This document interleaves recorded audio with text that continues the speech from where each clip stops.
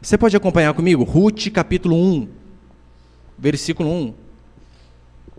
Diz assim: nos dias em que julgavam os juízes, houve fome na terra. Um homem de Belém de Judá saiu a habitar na terra de Moabe com sua mulher e seus 2 filhos. Este homem se chamava Elimeleque e sua mulher Noemi. Os filhos chamavam Malom e Quilion, efrateus de Belém de Judá. Vieram à terra de Moabe e ficaram ali. Morreu Elimeleque, marido de Noemi, e ficou ela com seus 2 filhos, os quais casaram com mulheres moabitas. Era o nome de uma Orfa e o nome de outra Ruth, e ficaram ali quase 10 anos. Morreram também ambos, Malom e Quilion, ficando assim a mulher desamparada de seus 2 filhos e de seu marido.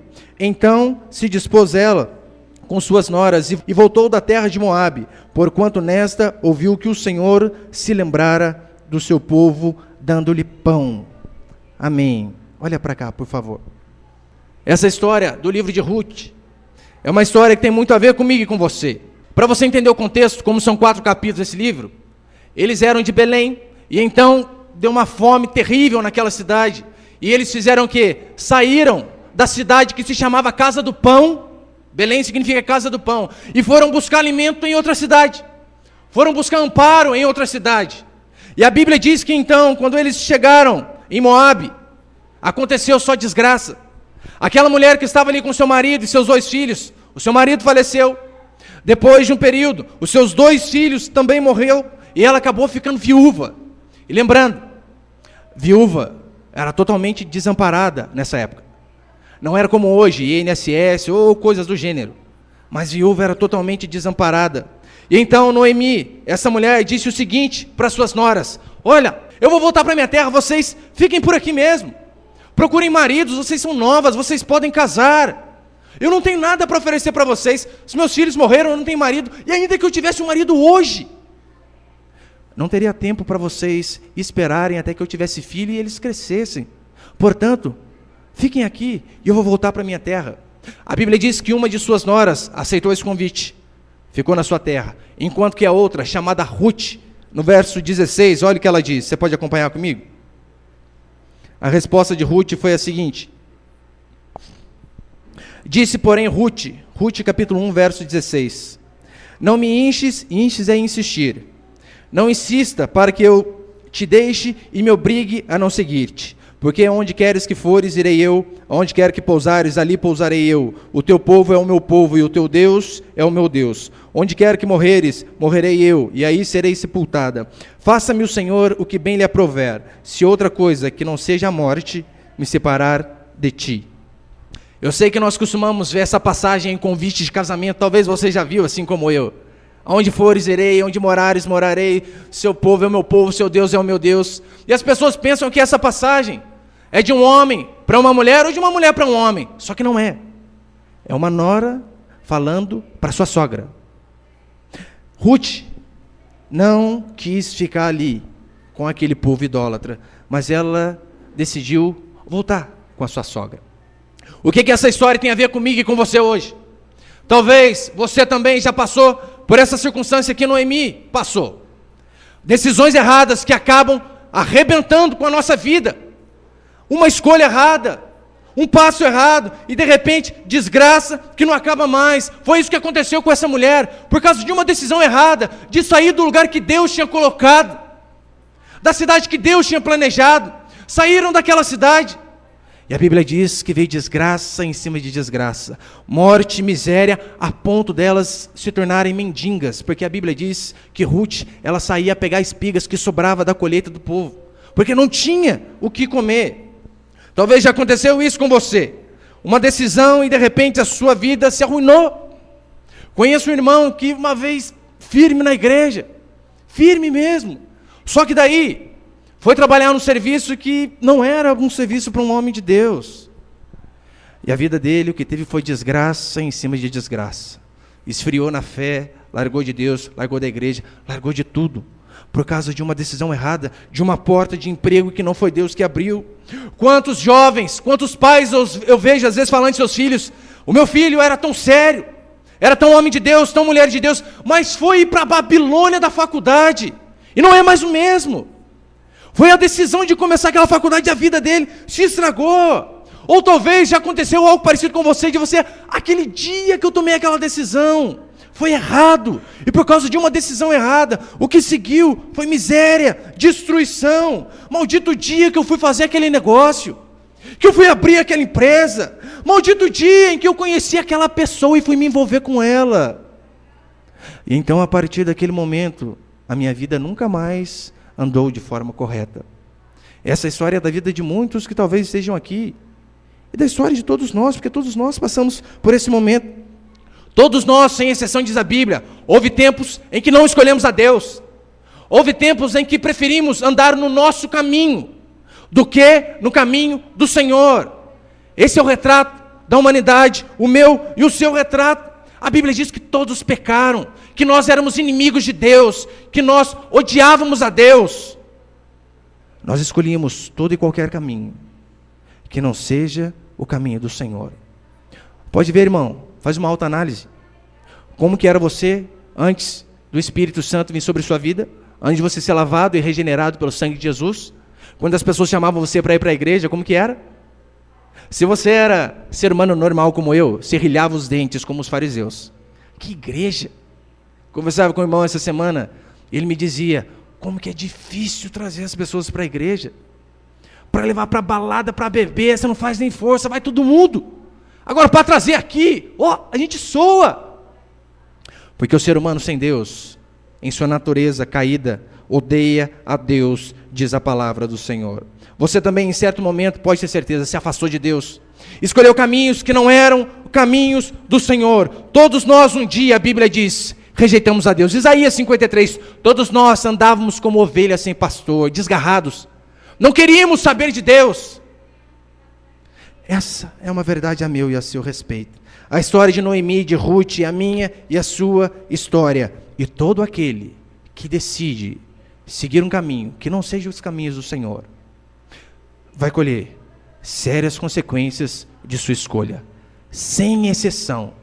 Todo aquele que decide um caminho que não seja o caminho de Cristo. É só você lembrar do filho pródigo. Estava tudo bem na casa com seu pai, o que ele diz? Pai, me dá a parte e me cabe na herança, quero ir embora. E nós sabemos que aquele pai, na verdade, simbolizava Deus. E a Bíblia diz então que ele largou o aconchego do pai, da família, dos cuidados, e decidiu viver a vida louca, a vida alegre, achando que iria encontrar prazer e alegria longe do pai. Nós sabemos qual foi o fim dele. Acabou comendo comida de porcos, pobre e miserável, porque escolheu o caminho que não era de Deus. Talvez você possa me indagar dizendo, mas pastor, eu conheço pessoas que não escolheram o caminho do Senhor, e não estão tão mal assim como o Senhor diz. Não estão na miséria, muito pelo contrário, estão abastados de dinheiro. E não são infelizes, pelo contrário, tem tudo que uma pessoa precisa para ser feliz. Eu posso falar para você o seguinte, você pode conhecer pessoas que rejeitam a Deus, e tem dinheiro, tem posses, fama, sucesso, bens materiais. Mas eu desafio você a encontrar uma pessoa que rejeitou a Deus e tenha paz na alma. E consiga, à noite no seu travesseiro, reclinar a sua cabeça e dormir em paz. Esse tipo de pessoa você não vai achar em lugar nenhum. Porque Isaías diz, para os perversos, diz o meu Deus, não há paz. Não diz que não há dinheiro, que não há bens, que não há prazer. Essas coisas pode até haver. Paz somente em Jesus Cristo. Paz nós encontramos apenas no Senhor, apenas nele. Só que a história de Ruth e de Noemi, graças a Deus, não terminou daquela forma. Graças a Deus não terminou daquele jeito trágico. Da mesma forma, a minha e a sua história não precisa terminar do jeito que ela está. Talvez você tentou buscar alegria, paz, consolo em todas as coisas. No dinheiro, nos braços de um homem, de uma moça. E você via que aquele vazio no seu coração, mais cedo ou mais tarde, sempre voltava. Talvez você, assim como eu, foi de uma família que não teve muito dinheiro. Aliás, não tem até hoje. Mas mesmo assim, você, talvez como eu, tentou buscar alegria, satisfação, prazer em outras coisas.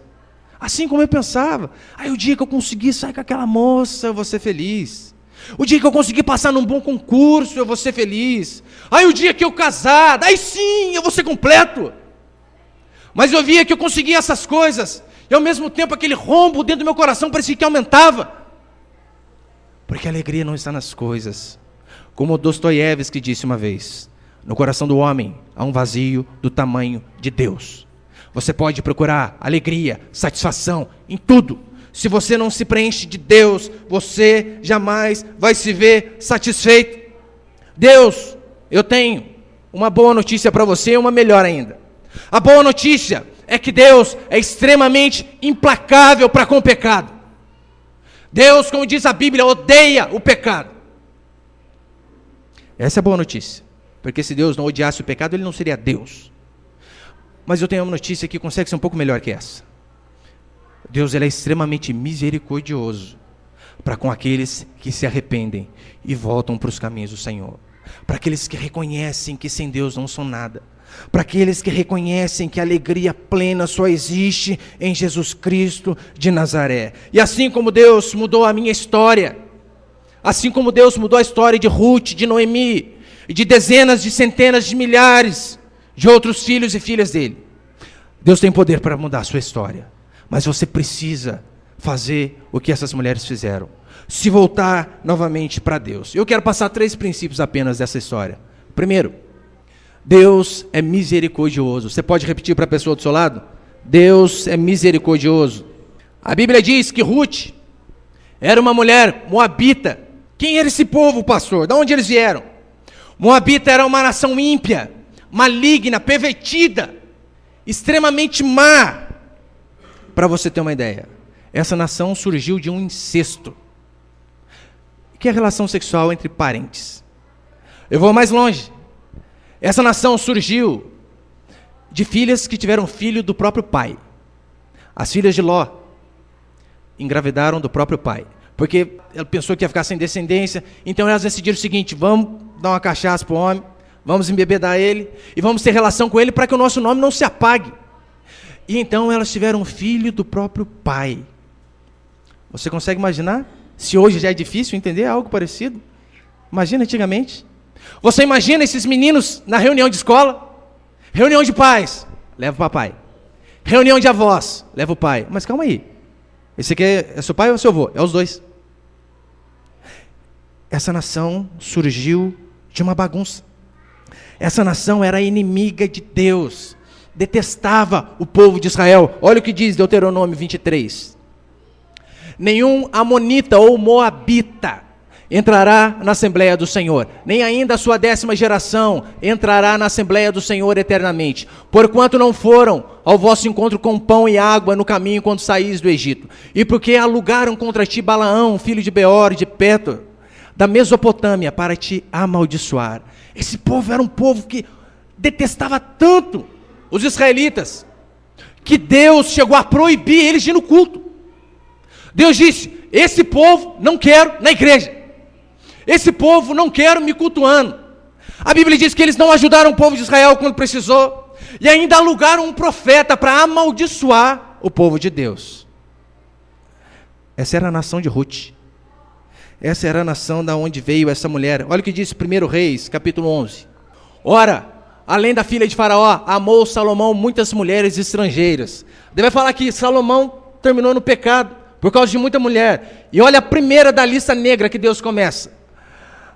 Amou Salomão muitas mulheres estrangeiras, moabitas, amonitas, edomitas, sidônias, eteias, mulheres das nações de quem havia o Senhor dito aos filhos de Israel: não caseis com elas, nem casem elas convosco, pois vos perverteriam o coração para seguirdes os seus deuses. Deus disse: olha, não se misture com certo tipo de gente. Em primeiro lugar, moabita. Povo de Ruth, não se meta com eles. São um povo que não presta. Essa era a nação de Ruth, uma nação pagã, idólatra. Ruth tinha tudo para ter um fim desgraçado. Tinha tudo para terminar mal. Mas graças a Deus a história dela não terminou dessa forma. E é óbvio, eu não estou falando aqui apenas da história de Ruth, mas essa história desse povo que detestava Deus é a minha e a sua história. Nós, a Bíblia diz, éramos assim, odiadores de Deus, aborrecidos de Deus. Esse é o retrato da minha e da sua vida. Nós somos exatamente dessa forma. Todos têm uma história de pecado e vergonha diante de Deus. Não apenas Ruth, não apenas os moabitas, mas todo ser humano que nasceu de Adão faz parte desse povo que detestava a Deus.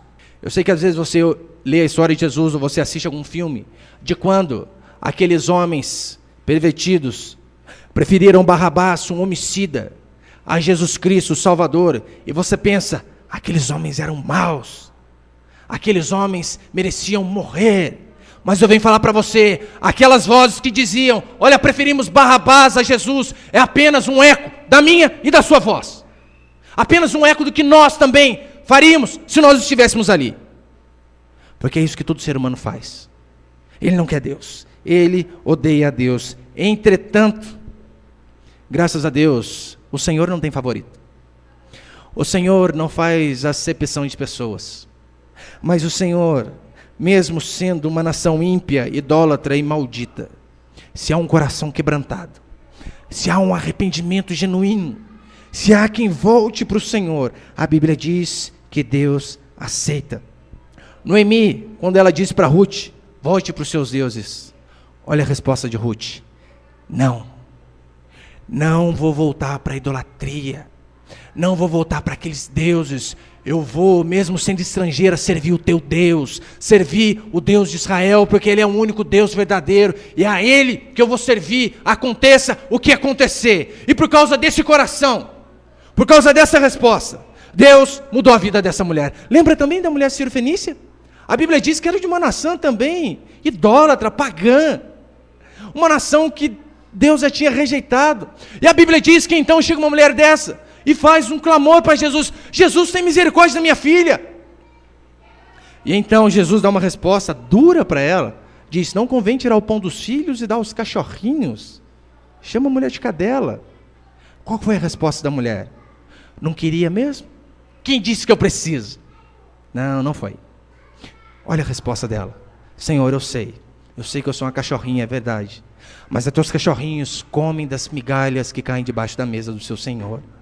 Tem misericórdia da minha vida. E a Bíblia diz que Jesus, que Deus, ouvindo isso, tomou um susto. Mas o que é isso? Que fé é essa?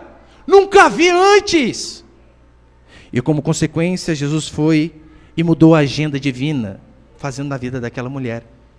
Porque a Bíblia diz: aquele que vem a mim, de modo nenhum o lançarei fora. Todo aquele que se aproxima do Senhor com um coração quebrantado, com um coração arrependido, não importa o que ele tenha feito, se há um arrependimento genuíno, a Bíblia diz que Deus sempre vai aceitar, que Deus sempre vai abrir o braço para receber esse tipo de pessoa. Não importa o que você tenha feito, o que importa é um coração arrependido. Então Deus vai se tornar favorável a todo aquele que tem um coração arrependido. Eu vi uma foto essa semana, se eu não me engano, acho que daquela moça, Susana Richthofen, que matou os pais. Eu não sei se é verdade, mas estava lá falando que ela se converteu, acho que ela tinha até virado homossexual, alguma coisa assim. Mas vamos colocar que tenha sido verdade mesmo, que ela tinha sido convertido. E estava lá uma foto assim, ó: eu matei meus pais, eu fiz isso e fiz aquilo, mas me arrependi e vou para o céu. E o pessoal fez isso aí, é lógico, de uma forma sarcástica, como se fosse, é fácil desse jeito agora, pode matar os pais, se arrependeu, vai para o céu. É exatamente assim. Exatamente dessa forma. Não importa o quão sujo nós tenhamos sido, não importa o quão profundo nós possamos ter ido no abismo da lama e do pecado, se nós tivermos um coração quebrantado, a Bíblia diz que Deus não rejeita esse tipo de coração. 2 Crônicas diz: quanto ao Senhor, seus olhos passam por toda a terra, para mostrar-se forte para com aqueles cujo coração é totalmente dele. Não diz que era para com o bom. Deus não se mostra forte para com o bonito, para com a pessoa que tem um alto poder aquisitivo, mas para com aquele cujo coração é totalmente dele. Talvez você pense: olha, será que tem jeito para mim? Eu venho falar para você, é claro que tem. Tem jeito para todos que se arrependem dos seus pecados. Mas se tiver um arrependimento genuíno, Deus, a Bíblia diz, jamais vai rejeitar esse tipo de coração. Só que sabe qual é o problema da humanidade? O problema é que na maioria das vezes, nós não nos vemos como pecadores. Nós nos achamos, somos bonzinhos. Pessoas boas da história, nós achamos que nós somos esse tipo de pessoa. Eu nunca matei ninguém, nunca roubei, nunca fumei. Sou uma pessoa boa perante a sociedade. Eu pergunto para você, irmão, mas e perante Deus? O seu padrão de comparação não é uma sociedade, como eu preguei aqui quinta-feira. Você não tem que se comparar com terroristas do Estado Islâmico, não com Madre Teresa, não com assassino, serial killer, mas o seu padrão de comparação é Jesus. Comparado com ele, quem pode dizer que é bom? Antes eu ouvi aquela história do bom samaritano, em que passou um sacerdote do lado dele, e aquele homem semi-morto, o sacerdote não fez nada. Passou um levita, o levita passou de lado, não fez nada. E então veio um samaritano, nação inimiga, nação idólatra, pagã. E esse samaritano ajudou aquele homem semi-morto, levou ele para a hospedaria, pagou a conta dele, deu remédio para ele. E eu pensava, olha, eu sou bom samaritano. Quantas pessoas, às vezes, sacerdotes, se dizem filhos de Deus, não fazem nada, mas eu procuro ajudar. Só que eu comecei a ler a Bíblia, eu comecei a entender o Evangelho, eu comecei a crescer para baixo como um cristão cresce, e eu comecei a ver que eu, na verdade, era aquele semi-morto. Eu não tinha chance, estava perdido.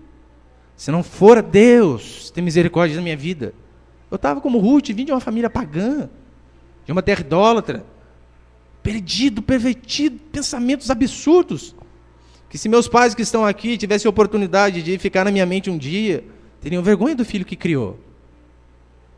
Eu era aquele homem semi-morto, sem chance. Mas daí um dia aprove ao Senhor, na sua infinita graça e misericórdia, me tirar lá do fundo, colocar a mão lá em mim, mesmo perdido, e me resgatar. Se não fosse Ele, não seria a boa educação que eu recebi, não seriam os bons amigos que eu tive, porque a Bíblia diz que todos nós estávamos mortos em nossos pecados e delitos, e que se não for a graça de Deus sobre nós, continuaremos perdidos.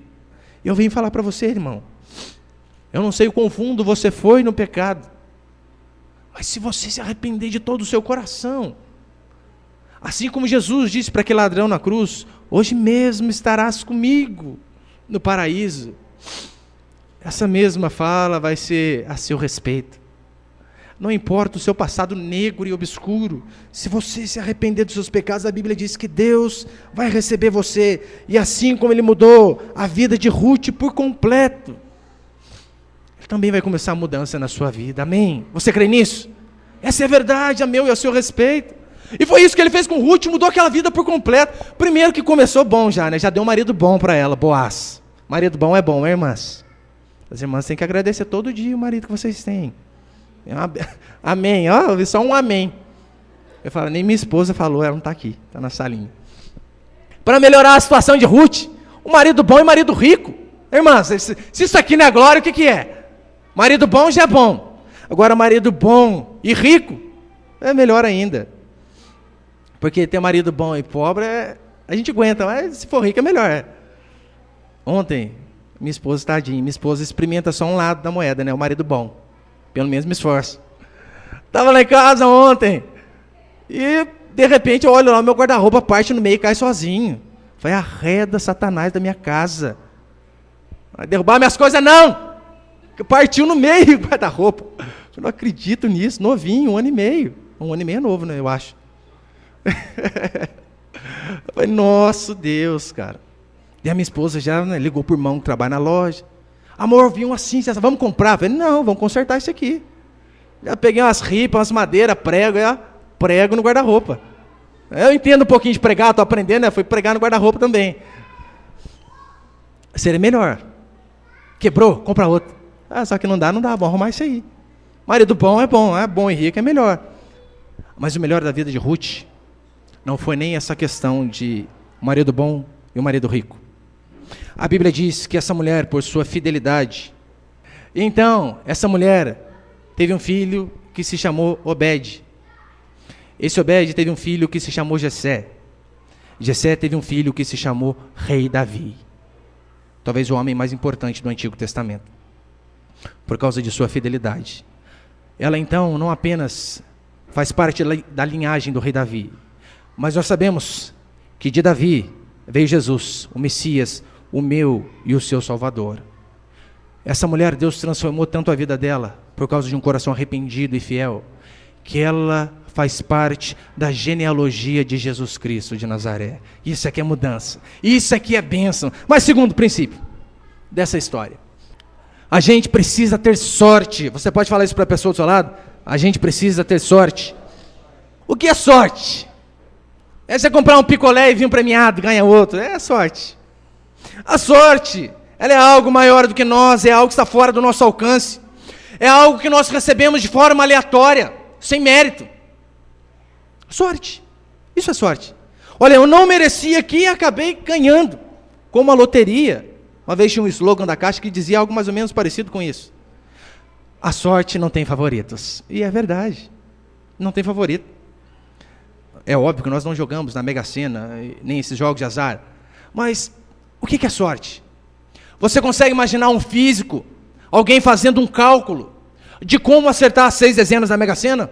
Olha, se você for num dia em que o tempo estiver um pouco mais ameno, entre 23 e 25 graus, entre 6 e 7 horas da noite, a probabilidade de dar essas bolinhas aqui é maior. Não existe. Sorte, como diz a própria palavra, é sorte. Qualquer um pode ganhar ou perder. Não tem problema se é inteligente ou não. Sorte é sorte. Mas talvez você já ouviu alguém dizer aquele jargão muito popular: eu não acredito em sorte, eu é que faço a minha sorte. Arrogantes adoram esse jargão. É verdade mesmo? Você acha que você constrói a sua sorte?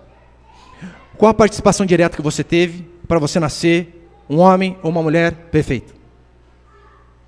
Pastor, eu era bem doutrinado desde o ventre. Quando no cordão umbilical da minha mãe vinha fritura, eu rejeitava. Fazia exercício físico lá dentro, pastor. Corridinha todo dia, flexão, barra, pegava o cordãozinho. Você não teve nada, irmão, de participação. Por que você nasceu lindo, bonito, maravilhoso desse jeito? Pelo menos por dentro. Por que você nasceu lindo assim? Sorte. Enquanto alguns não tiveram. Quantos aqui já ouviram no Oriente Médio, onde bebês são feitos de bebês bomba? Explodem carros, casas, apartamentos. E a gente está aqui no Brasil, tem o PT, isso é verdade, mas não tem terrorista, não sei eles. O que a gente diz? Tive sorte de não nascer no Oriente Médio, não é? Sorte, nasceu aqui. Quando nós vemos a historinha de bebês esquecidos dentro do carro, e às vezes alguns morrem, porque o pai e a mãe tinham um monte de coisa para pensar, esqueceu o menino dentro do carro. Mas quando nós vemos na televisão alguns que foram salvos porque alguém viu, como eu uma vez aqui no centro de Pinda, estou no centro andando de boa, daqui a pouco 2 pessoas olhando o carro, tentando abrir um carro. Falei, será que está roubando? Eu fui chegar perto para ver, sabe o que era? Tinha uma criancinha dormindo lá dentro. Então tinha 2, chegou eu, chamaram a polícia deu um jeito de abrir. O que nós dizemos de uma criança dessa? Teve sorte. Porque se tivesse o carro num lugar mais afastado, bau, tinha ido. Então, existe essa coisa de sorte. Quantas histórias nós vemos de pessoas que perdiam o voo, o avião caiu. O azar virou sorte. Marina Silva, candidata à presidência na última eleição, por cargas d'água, não entrou naquele aviãozinho que Eduardo Campos estava, o avião caiu, morreu todo mundo. E ela não. Vamos falar o quê? Ela premeditou, não vou porque vai cair, e eu vou ser candidata. Não, sorte, acaso.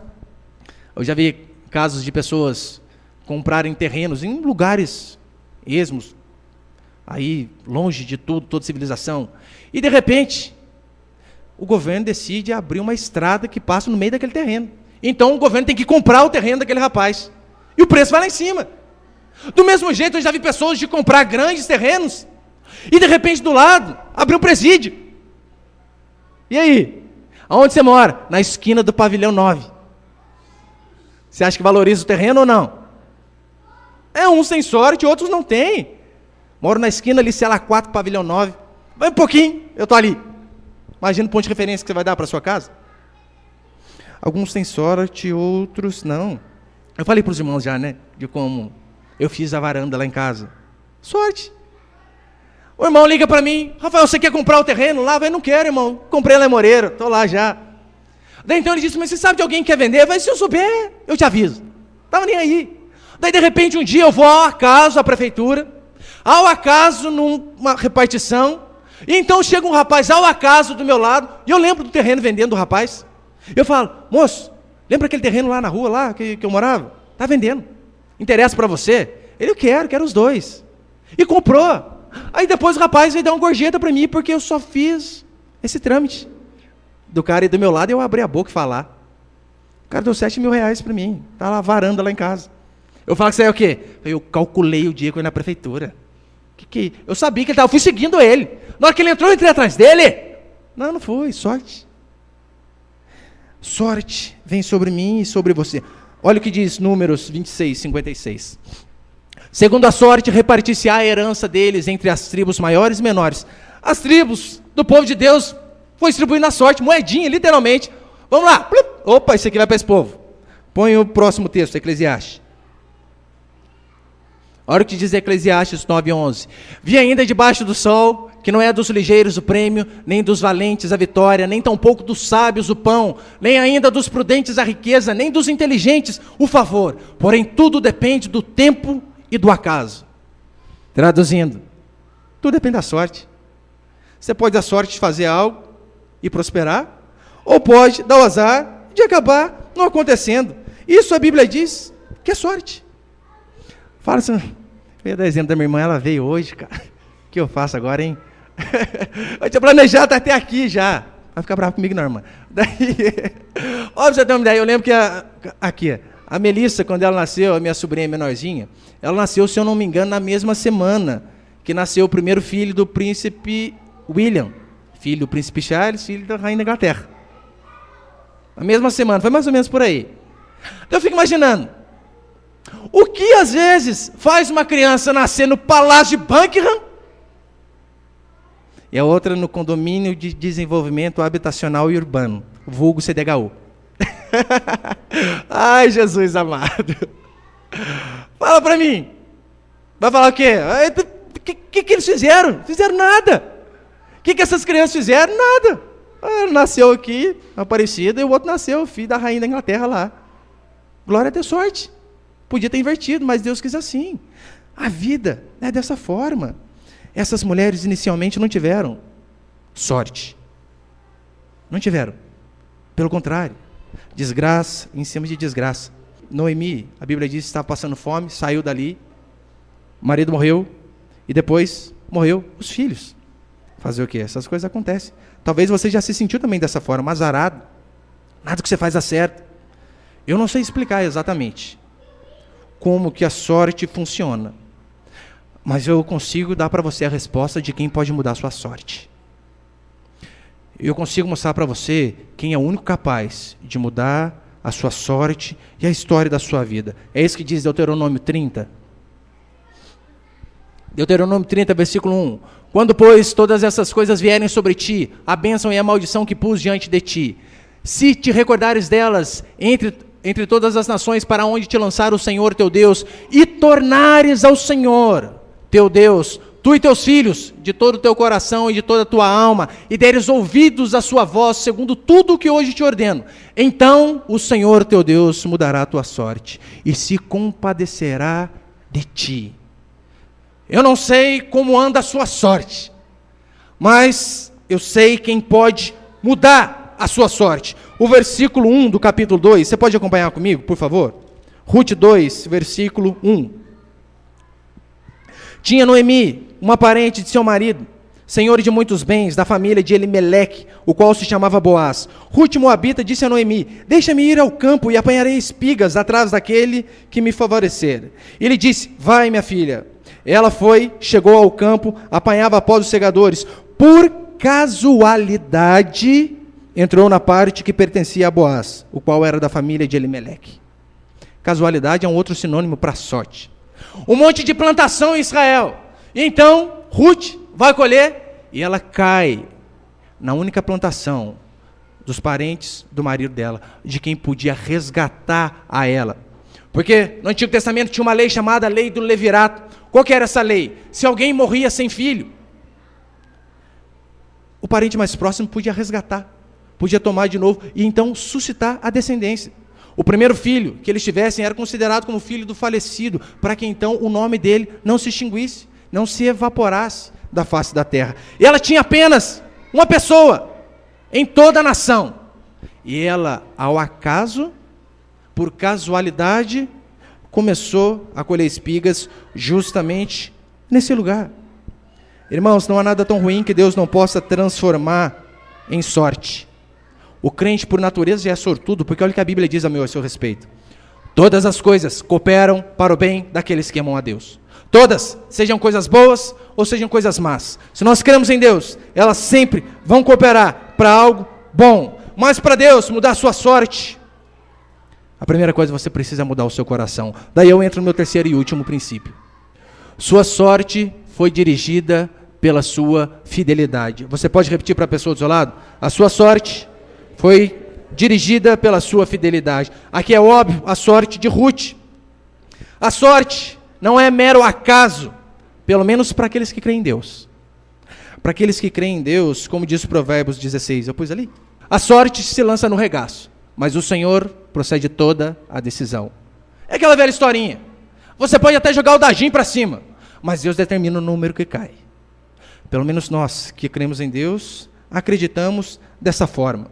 A Bíblia diz que uma vez Deus queria matar um rei chamado Acabe. Essa é a palavra, Deus queria matar. Nós, se matamos alguém, é homicídio, pecado. Porque nós não somos dono da vida dessa pessoa. Deus pode, porque Deus é dono. Ele pode fazer isso sem estar pecando. E a Bíblia diz então que um dia Deus queria matar esse rei Acabe pervertido. E então, esse homem vai para a guerra com sua armadura. E olha o que diz a Bíblia. Então um arqueiro, no meio da batalha, ao acaso, entesou seu arco, soltou a sua flecha. Na onde que ela acertou? Cabeça de Acabe. Fulminou o rapaz. Para mostrar que a sorte que nós cremos está debaixo do controle de Deus. Que nada acontece por mera coincidência. Porque Deus mudou a sorte de Ruth? Porque ela foi fiel. Porque ela foi leal à sua sogra, mesmo sem essa mulher ter nada para oferecer. Noemi não tinha mais nada que ela podia dar para sua nora. Mas mesmo assim a Bíblia diz que Ruth permaneceu fiel. Boaz, a Bíblia diz que Boaz e toda a cidade sabia da fama dessa mulher. Bem veja que tu és mulher virtuosa, diz o livro de Ruth. E em toda a cidade se ouve falar da sua fama e da sua fidelidade. Olha, ela fez um nome com base na fidelidade.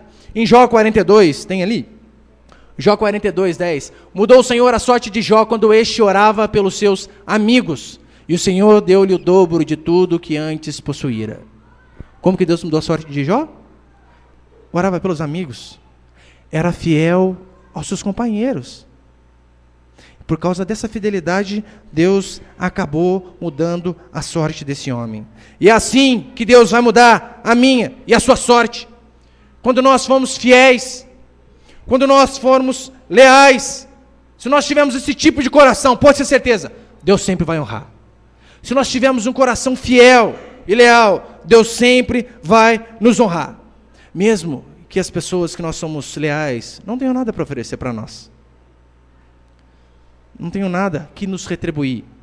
Mas a Bíblia diz que se nós continuarmos leais segundo a palavra, e leais para com o próximo, Deus sempre vai honrar a mim e a você. Não podemos nunca querer receber algo de Deus, sabendo que há injustiça em nosso coração. Não existe o caso de crente querer ganhar, sabendo que o outro vai estar sendo prejudicado. Como que alguém pode ser próspero dessa forma? E a mesma coisa acontece na igreja. Não podemos avançar como igreja se tem um povo que qualquer coisinha desanima. Pastor não me cumprimentou, não volto mais. Como, irmãos, vamos avançar dessa forma? Como vamos alcançar mais vidas se qualquer coisinha te desanima? Ai, mas aquele dia falou isso aqui para mim, chamou minha atenção. Irmãos, é para o seu bem. Para e pensa. Se vocês saírem daqui, vocês vão achar, talvez, bastante, eu não sei, mas vão achar algumas igrejas boas e homens de Deus. É raro, mas se você procurar direitinho, você acha. Só você sair. Agora eu aqui, eu dependo de vocês. De Deus através de vocês. Você acha que quando eu tenho que chegar e repreender alguém, falar alguma coisa, eu falo simplesmente para mostrar que eu sei? Ou eu falo porque eu creio que é o melhor de Deus? Sabendo que tem o risco. Às vezes dá uma apertada e você espanar, embora. Não vou mais, o que é isso? O pastor falou assim comigo? Falou que eu estou errado? Que a vida inteira aprendi assim. E está errado? Não volto mais. Belém, Belém, nunca mais cuide bem. Vocês podem encontrar outros pastores. Eu dependo mais diretamente de vocês. Se vocês não são fiel a Deus, meus filhos não têm danoninho. Não tem. Mas então, toda vez que nós, como homens de Deus, às vezes exortamos mesmo, pode ter certeza, o único objetivo é o seu bem. É para que você possa crescer em Deus. E nós não podemos ficar chateadinho com qualquer coisinha. Ai, não fez assim. O irmão, uma vez, você esqueceu de cumprimentar na rua. Às vezes nem viu você, irmão. Você não é o centro do mundo, não. E às vezes ele não vê você, fica bravo. Olha, quantas vezes. Passa, a paz, irmão. E eu fico no vácuo lá, dando tchau, até hoje. Pergunta se eu fico bravo. Fico, não, velho, irmão, você não viu aquele dia? Não vi. Falei, tá bom. Próxima vez eu vou pular na frente da sua bicicleta. Quero ver se você não vai me ver. Não devemos ficar chateadinhos por essas coisinhas bobas. Esse tipo de gente não tem a sorte mudada. Mas quem tem a sorte mudada é quem é leal e quem vence essas coisas. Porque vai fala sério, irmão. Tem dia que parece que está todo mundo chato. O pastor está chato. O líder de pequeno grupo está chato. O irmão do lado está chato. A esposa está chata. Está todo mundo. Acontece, fazer o quê? Paciência. Minha esposa ontem teve um dia de ter um marido chato ontem. Ficou brava comigo, brigou comigo. Depois que eu vi, nossa, pior que ela está certa. Cheguei 10h30 em casa. Vou arrumar o guarda-roupa. Está caído. 10h30 da noite, eu dando martelada. E pá, pá, pá. Filho de Deus, vai ter vizinho. Para com isso. Falei, não, vou arrumar isso aqui. E plá, plá, plá. Você é pastor, presta atenção. Os olhos xingar você. Eu vou terminar. Ficou bravo comigo. Daí depois acordei hoje de manhã, fui orar. Na hora que ela acordou, a primeira coisa que eu fiz, amor, perdoa. Você estava certa. Tinha que martelar hoje cedo, né? Ontem. Tem dia que o marido está atravessado, a esposa está atravessada. E aí? Desiste? Devemos perseverar. Devemos continuar, mesmo em meio às dificuldades. É nessas horas difíceis que nós precisamos perseverar. O casamento, se você não persevera, que casamento que vai para frente? Nenhum. Na família. Se você não persevera, porque, irmão, vai falar, tem irmão que é carne de pescoço, não tem? Não a minha é bênção. Mas tem irmão que às vezes é dose. Às vezes você é esse irmão. Seus irmãos não te aguentam. Minha irmã, quando eu morava na casa da minha mãe, vinha falando, quando que você vai mudar? Acredita? Eu era terrível também. Mas daí, agora que eu mudei, ela, vem aqui em casa almoçar, daí muda. Deve ser saudade de mim, que coisa, hein? Mas às vezes, e aí? Vamos desistir? Primeira briguinha, Belém, Belém, nunca mais cuide bem? Não quero mais. Devemos perseverar. Quer ter a sua sorte mudada? Para encerrar, eu vou dar 2 alternativas para você. A primeira, para você ter a sua sorte, a sua vida mudada e transformada. Primeira alternativa, compra rosa ungida aqui na igreja. Passa aqui no Vale do Sal, do açúcar, do pó de café, arroz doce, porque a vida fica doce. É óbvio, é hipocrisia, essas coisas não mudam a vida de ninguém. Essas coisas é macumba evangélica. Mas tem uma segunda alternativa. Perdoe mais. Ame mais. Seja fiel aos seus irmãos, à sua liderança, ao seu cônjuge, às pessoas que estão ao seu redor, mesmo que elas não tenham nada para oferecer para você. Se você for leal e fiel a essas pessoas, pode ter certeza que Deus vai honrar. É óbvio, eu não estou falando para você ser fiel ao seu pastor, se você sabe que o seu pastor é um ladrão, um picareta, procura outro lugar. Esse tipo de pessoa não devemos ser fiéis, devemos procurar outro lugar.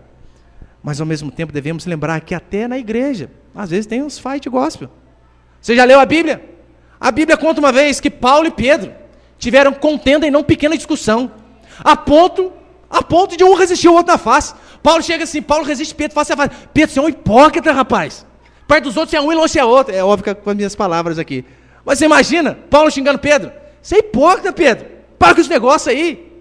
A Bíblia diz que uma vez chega 2 discípulos dizendo: Senhor, quando vier o teu reino, deixa eu ficar do lado direito e meu irmão do lado esquerdo. E os discípulos ficaram bravos. Quem é você para pedir isso? É nós que tínhamos que ter pedido primeiro. A Bíblia não continua, mas provavelmente esse seria o argumento. Então até na igreja acontecem essas coisas. Filho da gente, você acha que filho da gente não dá BO na igreja, irmãos? Atravessa um, derruba o outro.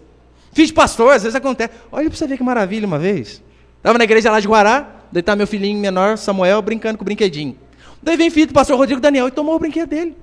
Deixou chorando. Daí o meu maior, no instinto de irmão mais velho, já foi, tomou o dele. E o Daniel ficou chorando. Daí você pergunta: e aí, o que vocês fizeram? Deixamos para lá, criança.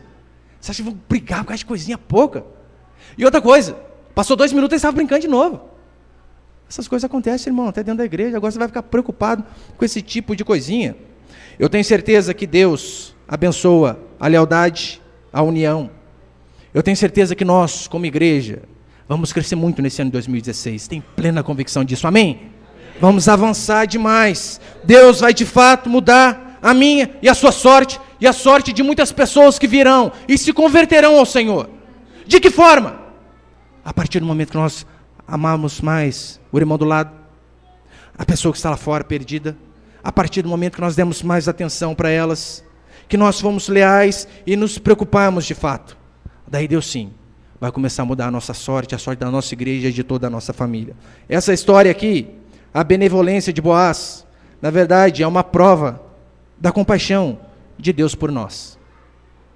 Assim como Boaz deixou Ruth comer o melhor da comida, assim como Boaz resgatou a ela e deu a melhor vida para ela, essa é apenas o começo daquilo que Deus quer fazer para mim e para você. Assim como Deus consolou Noemi, não se esqueceu dela, Deus também não se esquece de você. Deus também não se esquece de mim. E assim como Deus honrou a fidelidade de Ruth, assim também Ele vai honrar a minha e a sua fidelidade a cada dia. Amém? Você pode ficar de pé, por favor?